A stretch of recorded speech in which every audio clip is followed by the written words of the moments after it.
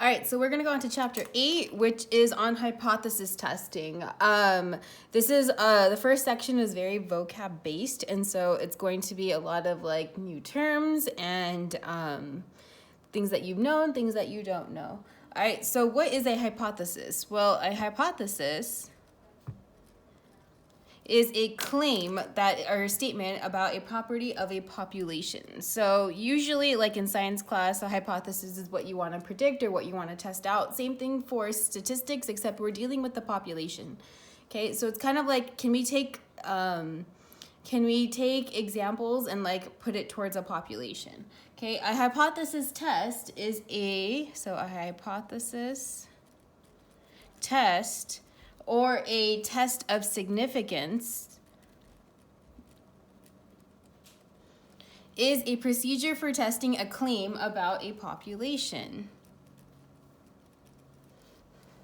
The null hypothesis is a statement that a value of a population parameter, so we're going to focus on a proportion, which was p, and then mean, which was mu, or standard deviation, which was sigma, is equal to some claim value. Okay, and so your null hypothesis, your book uses one thing. I like using, it's really funny, I like using HO, which is H with a subscript of 0, so this is 0. Okay, and that stands for your null hypothesis. Okay, your alternative hypothesis is a statement that a parameter has a value that somehow differs from the null hypothesis. Must be using one of these symbols. So either greater than, less than, or equal, or not equal to, I'm sorry. So null hypothesis is always equal.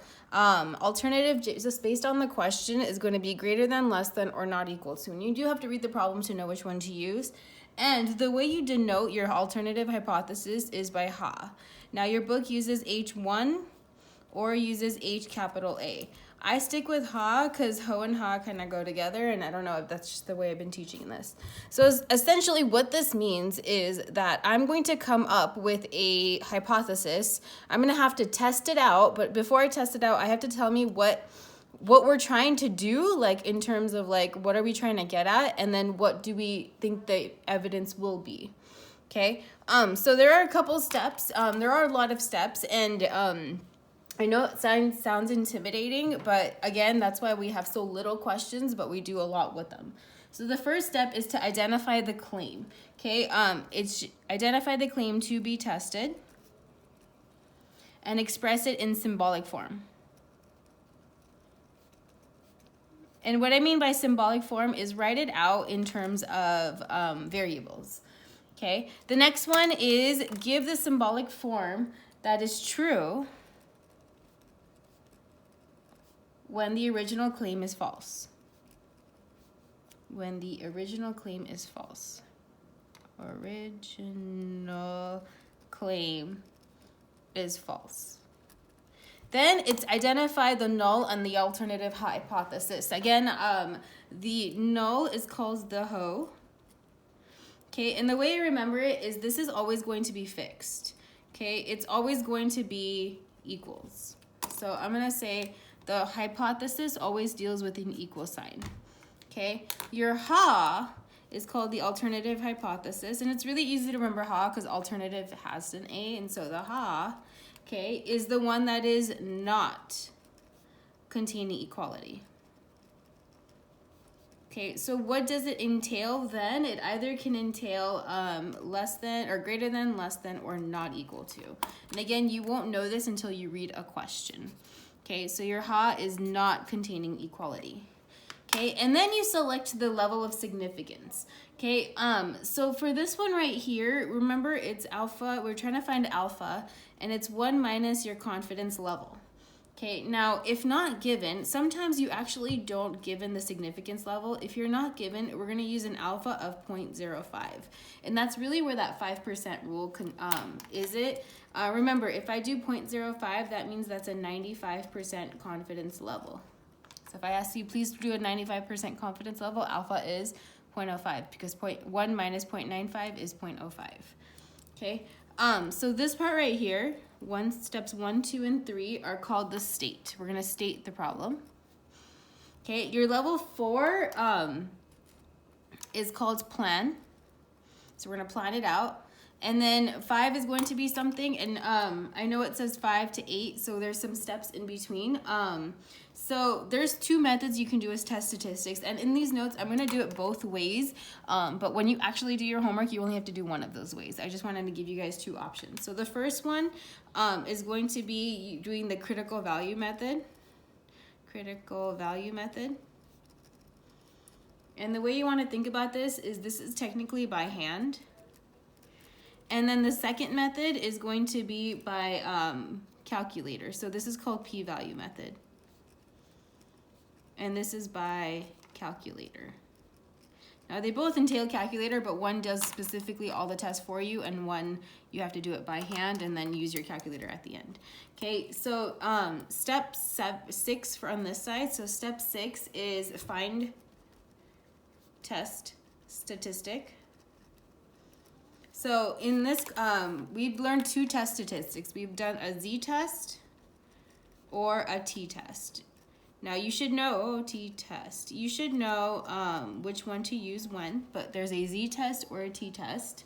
Okay, and then you're gonna use the formula and all of that. And then step 7 for this side is you're going to use either t-CDF or normal CDF, depending on what you want, what area shading, to find p-value.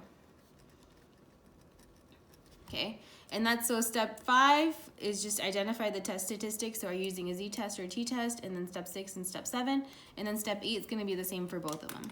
Okay, so on this side, your step 6 is state what test you are using. Okay, and how you figure out what test you're using is based off what we're given, but the way you get to this is you're going to hit, you turn it on the calculator, you're going to hit stat, and then you're going to scroll to test, and then you get to pick which test to use. So you have to write out the test. So I'm going to write which test. And there's so many tests out there. We covered 3 more in this chapter. Okay. Step 7 is write out all the info.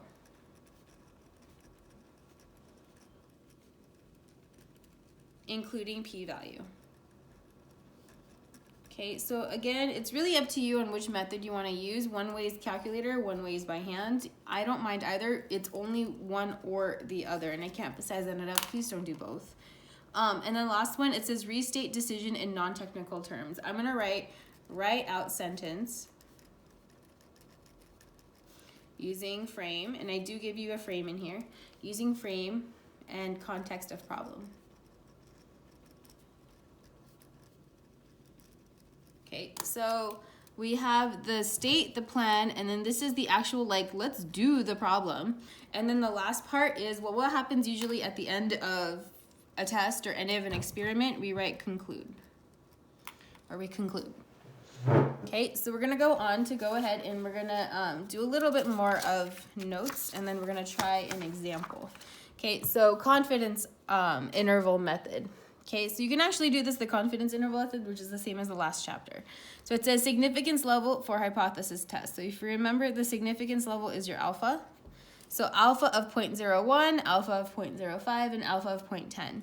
A two-tailed test, again, we're going to see this more a little bit later, but a two-tailed test looks like something like this. And when do you know it? Well, we don't know if that means greater than or less than. So a two-tailed test is only when you use not equal to. Okay, a one-tailed test is either going to be like this, where it's going to be greater than. So if it's greater than, or it's going to be less than. Okay, depending, this should be greater than. Oh, this is greater than, this is less than. So depending on what the question is, we're either going to be one-tailed test or two-tailed test. Okay, so the term null is used to indicate no change or no effect or no difference. We conduct the hypothesis test by assuming that the parameter is equal to some specified value. And that's really easy to remember. The null is always going to be an equal symbol. Okay, in specified value to make it work like a single distribution of having specific value. So it's really all you have to know is null is always going to be equal to. So here's an example. I just kind of took this from the book. So it says in 2004, we think that, I'm making up a problem. We think that it's higher than 0.64. It's higher than 0.64 proportion of female births. I don't know, I'm just making something up. Okay, so what we're trying to assume is in 2004, we think that it's higher than 0.64 proportion of female births. If we're trying to figure out, is there a test to figure out if there's a male birth and female birth? So here's an example of a null hypothesis involving proportion. Okay, so if we took this example, I know it's not the very best, but if you take this example, your hoe, and you would literally write hoe, and what variable are we using? Well, since we're dealing with proportions, we're going to stay with P. And remember, P, your hoe is always equal to. So P is equal to, and we use the value that I give you, so 0.64. And that is it.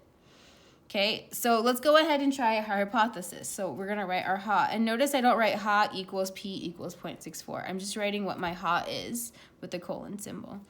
And if we read the problem, it says it's higher than 0.64. So this higher than, I know it's not, it doesn't say greater than, but higher, it means greater. So we're going to say it's greater than 0.64. And that's it. We're writing it in symbolic symbol. That's all you would have to do. Okay, so we're going to go and try another example. So I know this is really example 1. So it says, consider the claim that problem chapter that the majority of consumers are not comfortable with drone deliveries. Using P to equal denote the proportion of consumers not comfortable with drone deliveries. I'm going to say P. So this tells me what my variable is. The majority claim is equivalent to the claim that the proportion is greater than half, or P is greater than 0.5. The expression P is greater than 0.5 is the symbolic form of the original claim. In chapter problem survey, a survey of 1,009 consumers included 54% who said that they're not comfortable with drone deliveries. Give the claim from example 1 that the majority of consumers are uncomfortable with drone delivery.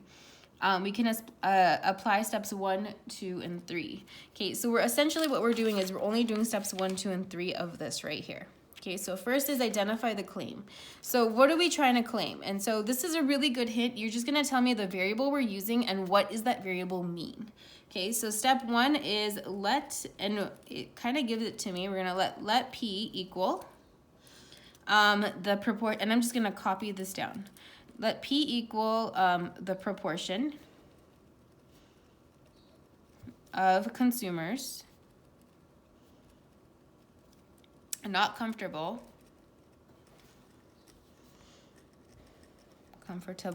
with drone deliveries.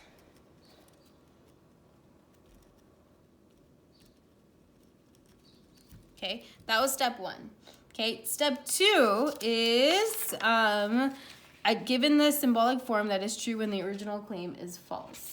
Okay, so I'm not really going to do step 2, but in like every single problem, but step 2 in this case is the original claim is, and you don't really have to do this part, it's more for you in like your, in your mind to think about it. So the original claim is P is equal to 0.5.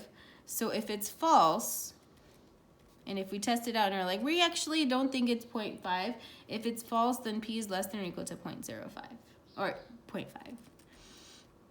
Okay. Again, this is more to think about yourself. We don't really, so I'm going to write this one. I'm going to write in mind because you don't have to actually do this step. It's the third step that I want you to actually do. So you're really doing steps 1 and then step 3. Okay, so step 3 is we're going to identify your hoe and your ha. And I say null and alternative, but I like saying hoe and ha actually more. So my hoe is that the probability is equal to, because remember, hoe is always the equal symbol, is equal to 0.5. Okay, your ha is what it says, okay, that they're actually, that there's majority. So majority means more than half. So we think that the majority is bigger than 0.5. Okay, and you're like, wait, professor, we didn't use 54% yet. Yes, we'll be using that number when we actually do the math behind it. So when we get on to step 4, okay? Now your significance level. What variable do we use? We use alpha. For a hypothesis test is the probability that used as cutoff for determining when the sample evidence constitutes significant evidence against the null hypothesis. I don't really like null hypothesis. By nature, the significance level alpha is the probability of mistakenly rejecting the null hypothesis when it's true. Okay, so really the significance level, the reason why we give you a significance level is we want to actually see if the probability is actually true, or like we're like, oh gosh, it really stands out, it makes things like we really can be like, oh, actually people don't like drone deliveries, like here's the math behind it. Okay, so our significance level is the probability of rejecting, and it's really funny, I wrote rejecting ho, don't write rejecting the ho, because it's rejecting ho when it is false. Okay, and I'll get into more details with that one a little bit later. Okay, page 3. Now here are your you want to think about it, these are the formulas you're going to be using for pretty much the rest of the semester. Okay, so we have the proper proportion P, which is the one we're going to focus on right now. So proportion P, now I ask you the sampling distribution, so do you use a z-test or a t-test? So remember, proportion, we use a z-test. Okay, and then here is your formula for a z-test. I'm gonna go ahead and just highlight the test statistic. Okay, this is if you're gonna do it by hand. Okay, so if you're doing it by hand, it's a z-test for proportions for mean with sigma and a mean with sigma. You're like, wait, they're the same thing. Remember, one was you don't know, with mu, one you don't know sigma, and the other one you do. So with the mean of sigma, we actually know, the mean of mu, we don't know sigma, and then we do know sigma. And again, this is gonna be 8.2, and this more proportions are gonna be 8.2, and then 8.3, I cover both of these.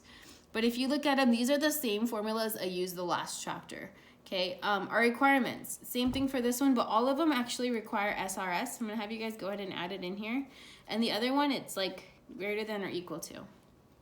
Okay, and if you look at these formulas, again, these are the 3 formulas we've already worked on in the last chapter. So you use your z value of p hat minus p over the square root of pn over, or pq over n, and then your t is x bar minus mu, and then s over square root of n. Remember, the reason why we use s is because we don't know what sigma is.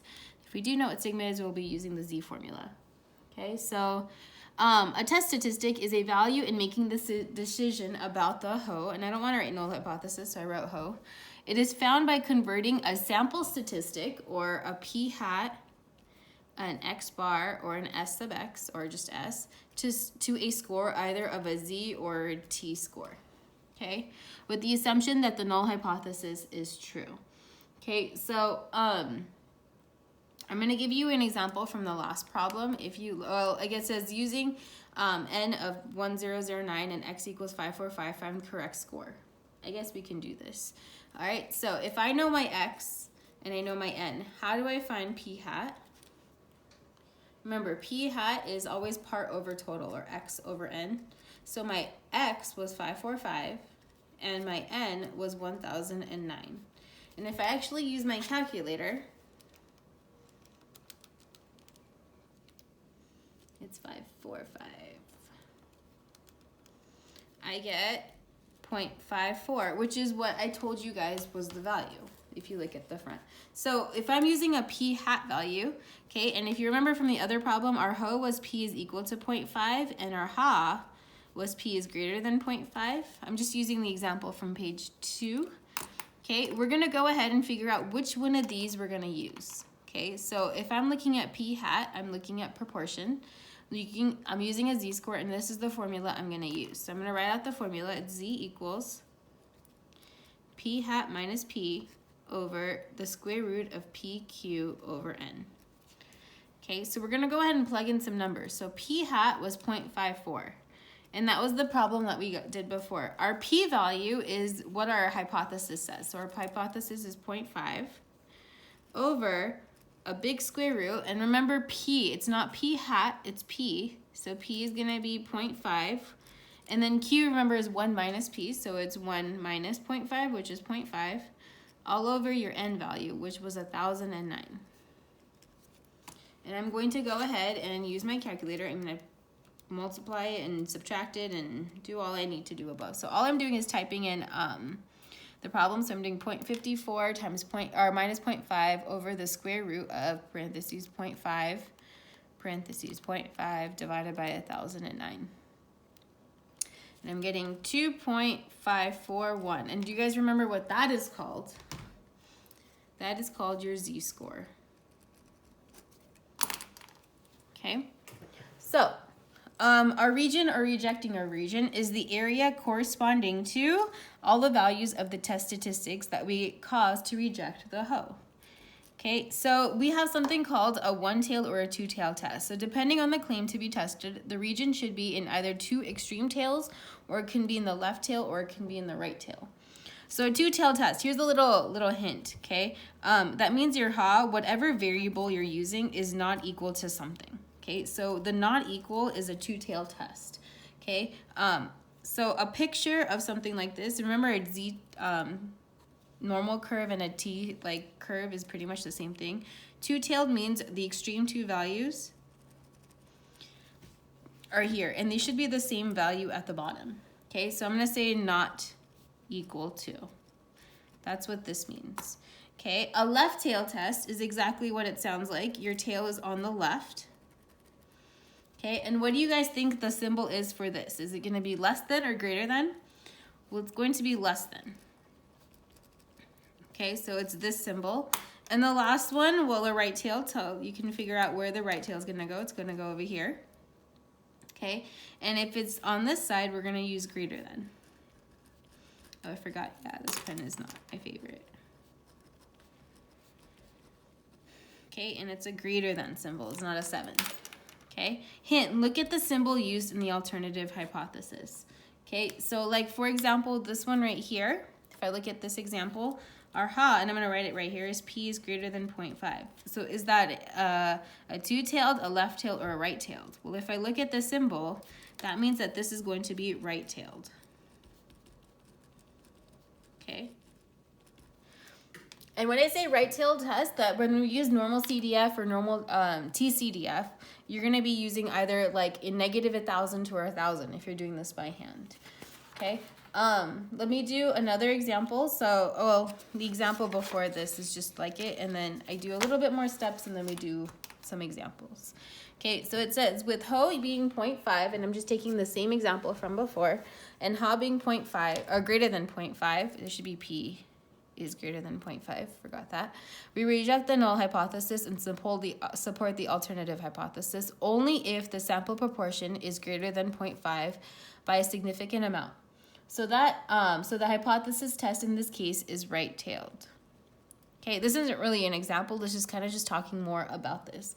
So if you remember, our z-score from the front page, or this page, was 2.541. And I'm kind of just going through one example to help you guys out. Okay, our p-value, so the p-value is the probability of getting a value of a test statistic that is at least as, or I'm going to write as extreme as, actually. Extreme as the test statistic obtained from the sample data, assuming that the ho is true. So I remember I don't tell you write null, I just write ho. So here's how you find your p-value. The first, find the area beyond the test statistic using steps below. That procedure can be summarized as follows. Okay, so critical region in the left tail. Okay, so if you're going left tail, okay, I'm going to draw a little picture. A left tail is right here. Okay, your left tail is going to be area to the left. So when you're doing your normal CDF or TCDF, okay, you're going to start with negative 1,000. It doesn't matter which one you're using, but that's how you're going to start off with your left tail. Okay, and then wherever you find your z-score or t-score, that's going to go on, and then you're going to either use 0 and 1, and then you use your degrees of freedom, depending on what that was. Okay, a right tail test. Okay, I'm going to draw it out, is going to be right here. Okay, so your right tail test looks just like that, and it's going to be area to the right. So if you think about it, okay, you're going to still use normal CDF, and you're going to still use TCDF, but this time you're going to use your score value, and then you're going to go to 1,000 and write degrees of freedom, and you're going to go to 1,000 and write 0 and 1. Kind of depend, like it's just like the last chapter and the chapter before that. So left tail, you're going from negative 1,000 to this number, and right tailed is you're going from the number to 1,000. Two tail, okay, is when it looks like this. All right, so we have to do both sides. Now, if you're doing this on both sides, there's two ways of doing this. One is to find the area in between and then subtract it from 100. Or this is what I do. I do normal CDF. And whatever you get as your z-score, kind of just think about it. If you get a positive z-score, you're going to use this side. And if you get a negative z-score, you're going to do this side. So I'm going to just do the positive side and say 1,000 to whatever number is your z-score. And then, sorry, it should be the number to 1,000.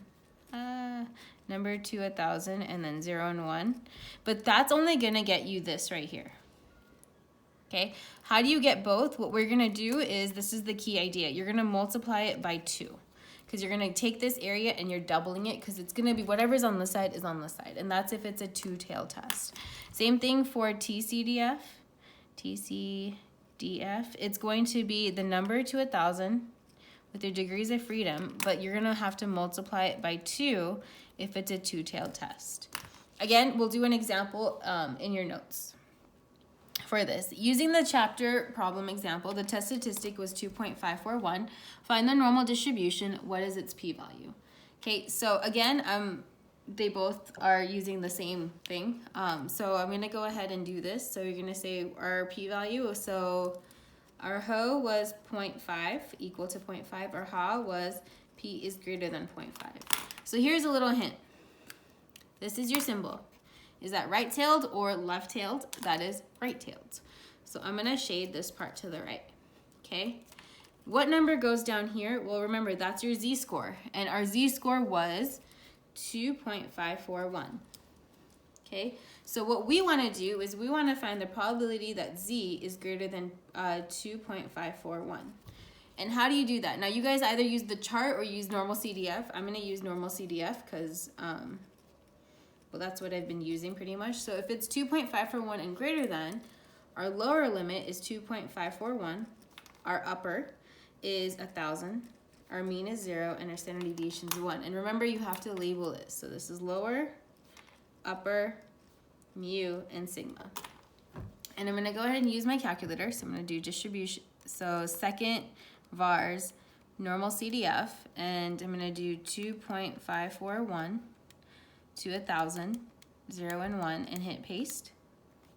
And I'm gonna round to 4 decimal places. And the reason why I say 4 is because I don't know, I just wanted to do 4. I don't mind doing 0.006, but I did it like this. What number is this called? Guess what, guys? That's your p-value. It's just another way of saying your percentage. P-value, percentage, probability, it's your p-value. I don't want you to get it confused with your proportions, but it's your percentage or your p-value or probability, if you want to think about it like that. Okay, so here are the steps to finding your p-value. Well, actually, we kind of already done them, but we'll go ahead and do this again. So we're going to go ahead and do another one. So you have your start. Okay, so for your left tail, it's actually the same thing. So your left-tailed is going to be right here. Okay, so your left tail is right here. What are you going to use? I'm pretty much doing the same notes as the top. Okay, you're gonna do test statistic. What is your test statistic? It's the same thing as your critical region. It's either going to be, so it's either gonna be a Z or a T, and then you're gonna go ahead and use normal CDF or TCDF. Okay, and pretty much that's your end. The middle is going to be two-tailed. And I'm going to draw the picture out. And I know I'm kind of going fast, but it's the same as the top notes. So you're either, again, going to use a Z or a T test. But here's the thing. You're going to take normal CDF or TCDF, and you're going to multiply it by 2. And I can't emphasize this enough. Two-tail test, you multiply by 2. Okay, and the last one is going to be your right tail test. And if you shade it in, you're going to shade to the right, and it's on the tail. And notice these are just sketches. You're going to either find your Z or your T, and again, you're going to use normal CDF or TCDF. Okay, don't confuse p-value with parameter p or test statistics p hat. Know the difference. So what does p stand for? That's your population proportion.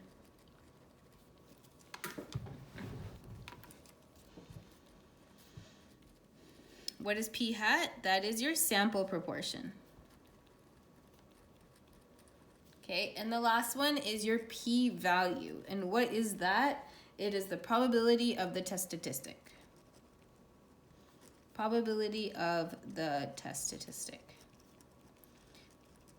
So if you want to think about it, what this is the area that's shaded. It's that area under that curve that's shaded. Okay, so let's go ahead and again, we're gonna continue our example, and then go on to type 1 and type 2 errors, and then I'm gonna do a few examples. Again, I told you the first section is just a bunch of vocabulary. I know, sorry. So a critical value in a hypothesis test separates the region where they reject the null from the critical values of the test statistic that do not lead to reject the null hypothesis. So looking at example 1 again, because you know we like doing that over and over again. Okay, so just a little heads up, our HO was P is 0.5, our HA was P is greater than 0.5, our Z-score value was 2.541, and since again this was, we're gonna go ahead and shade the region to the right, and so we used normal CDF. I'm not gonna write everything out again, but we get our p-value to be 0.0055, okay? And then the last thing we do is we compare this number to our alpha. Okay, so this number is that greater than or less than 0.05. Well, you should be good at your numbers places. 0.0055 is actually smaller than 0.05. So we're gonna say 0.0055 is less than alpha, which is 0.05. If you think about it, this has one extra zero in the decimals. So if that's the case, we're gonna go ahead and talk about our decision. So what do we do if it's less than, and what do we do if it's greater than or equal to? Okay, actually it's gonna be less than or equal to and then greater than, but we don't really see equal to very much. Okay, so here's the thing I do. So it says if p-value is less than or equal to alpha, we reject HO. Okay, the way your book says it, it's gonna be really simple. If p-value is low, okay, the null must go. And remember, null is the same thing as HO. A way I say it, and I'm not going to write it down, I'm going to kind of say it, not, again, I don't want to write it down, is if your p-value is small, reject the HO.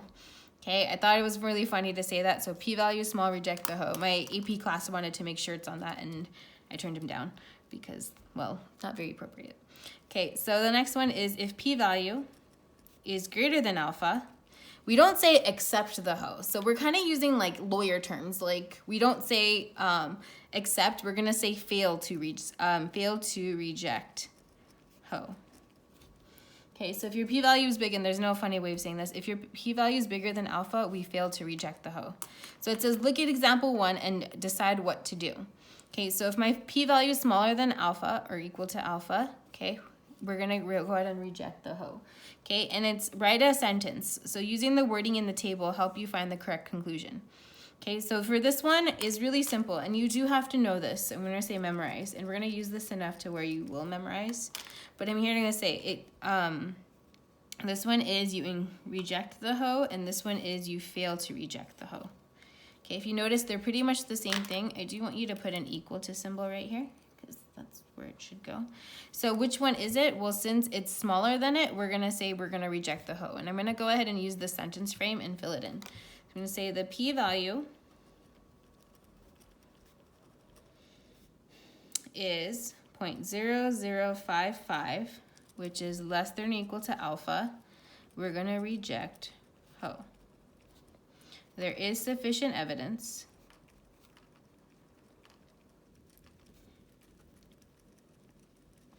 that, and it says original HA, and I know it's really hard to see the HA, so we're gonna go ahead and write our HA. Okay, and our ha was was greater than 0.05. I can't just write that p is greater than 0.5. I actually have to write it in words. Okay, so that there is sufficient evidence that the majority of consumers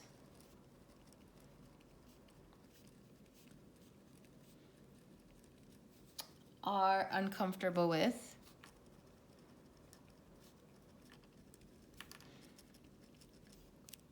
drone deliveries. Okay, it shows majority, which is greater than half. If you're majority, that means that you're greater than half. Okay, so this right here is your sentence frame. We're going to be pretty much using this for the rest of the semester. Okay, so there's 4 sentence frames total, and I told you guys that would be one. So what happens if you make an error? Now, sometimes it's not so bad. Sometimes it is bad. Okay, so when testing a null hypothesis, we arrive at a conclusion of either rejecting it or failing to reject it. Cool, so we're going to get an answer. But what happens if we're sometimes correct and sometimes wrong? Okay, there are 2 types of errors, and we distinguish them by calling them type 1 and type 2 as described here. Okay, there's only 2. Okay, I recommend, I'm going to write this out right here. I'm going to recommend either watching find extra practice online. Okay, I'm gonna go through this, but the way you can get this is if you practice online with extra problems. That's really what I'm gonna say. You can either YouTube it, like, oh, let me get more stuff on it, and that's if you don't understand this. I recommend this with my AP kids too, because sometimes I do teach this, but it can be very confusing with the words, and extra practice is really good. Okay, so what is a type 1 error? It is the mistake of, rejecting the null hypothesis, so rejecting ho when it actually is true.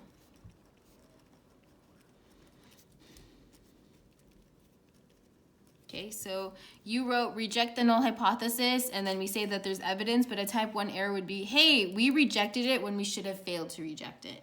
Now, I did make a little cheat sheet to help you guys out. I actually love this one. I found this diagram. I think I took it from your book. But still, a true statement is the null hypothesis is true, but we rejected it. Okay, so we said reject ho when it actually is true, and that's a type 1 error. Okay. What's a type 2 error? A type 2 is the mistake of failing to reject ho. So failing to reject ho means accepting the ho when it is actually false.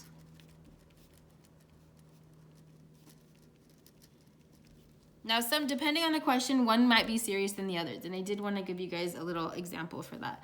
So for that one is you're failing to reject ho when it actually is false. So failing to reject means, hey, I think I like that what the statement says, but hey, it should have not been true. Okay, so that's a type 2 error. So a type 1 error is in this quadrant, and a type 2 error is in this one. The other 2 are your correct decisions. You decided to reject the ho, and it is false. You made a correct decision.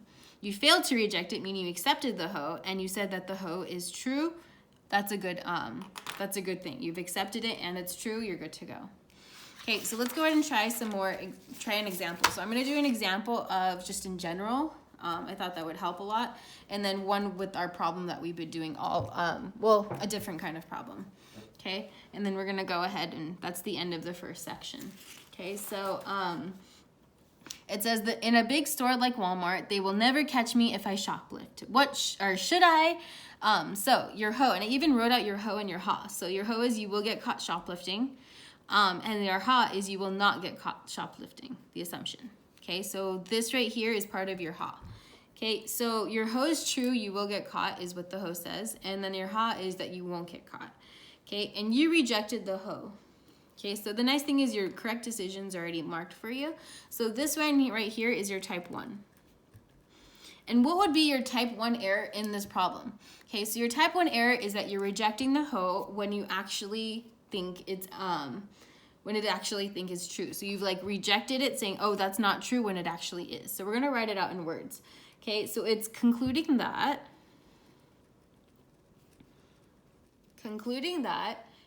you will get caught. It's concluding that you will get You will not get caught. You're trying to say you will not get caught. So you rejected the ho, meaning you're accepting the ha. You will not get caught shoplifting when you actually do. That's a type 1 error. You've rejected the ho, so meaning you accepted the ha. So you've accepted the ha, but you're actually, it's not true, it's the ho. Okay, your type 2 error is that you are concluding that, and this is where you're failing to reject ho. So you're concluding that you will get caught when you actually don't.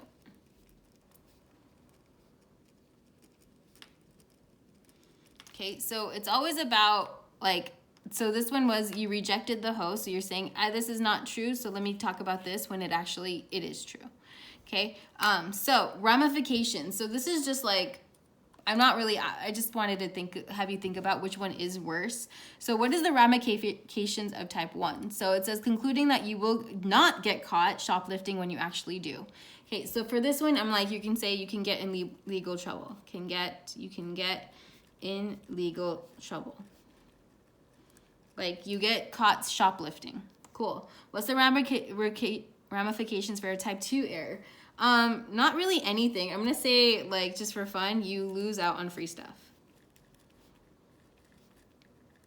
Because if you think about the question, it says concluding that you will get caught when you actually don't. Like, oh my God, I'm too scared. Oh, I didn't get caught. Okay, so what's the ramification of type 2 error? Is like you decide not to do shoplifting and you miss out on free stuff. Which one is worse? Well, it kind of makes it obvious. Right now, type 1 error is worse. Sometimes it's type 2 depending on the scenario. So a type 2 is more serious because, and really a reason, because you can get arrested depending on what you steal. Okay, so again, this is more like of a practice problem. I don't mind posting maybe 1 or 2 more if you guys want to try it out, and I'll just post the answers. But I did want you guys to try one out. Okay, or we can do one during our Zoom meeting. Okay, so it says, consider the claim that a medical procedure designed to increase the likelihood of a baby girl is effective, so that the probability of a baby girl is greater than 0.5. Given the following null and alternative hypothesis, writing statements supposed to be right statements describing a type 1 and a type 2 error. So it should be right. Okay, so I'm going to write type 1. And if you don't like numericals or Roman numerals, you can write type 1. I don't mind. So I'm going to say concluding that the medical procedure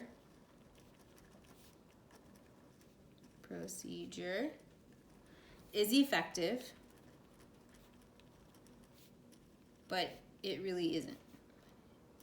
And again, the reason why is you're rejecting the null, saying, hey, the ha is true or H1 is true. So what is H1 saying? It's like saying that this procedure actually lets you pick a girl, okay, when it actually isn't true. A type 2 error, okay, would be concluding that the medical procedure has no effect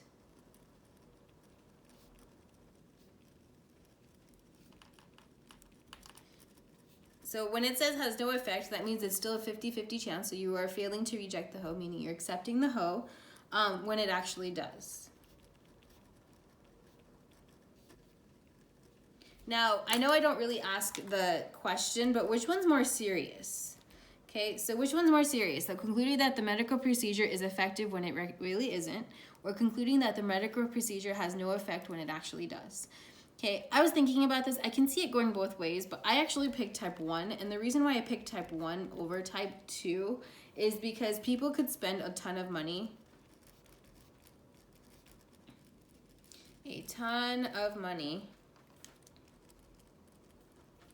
To get a girl.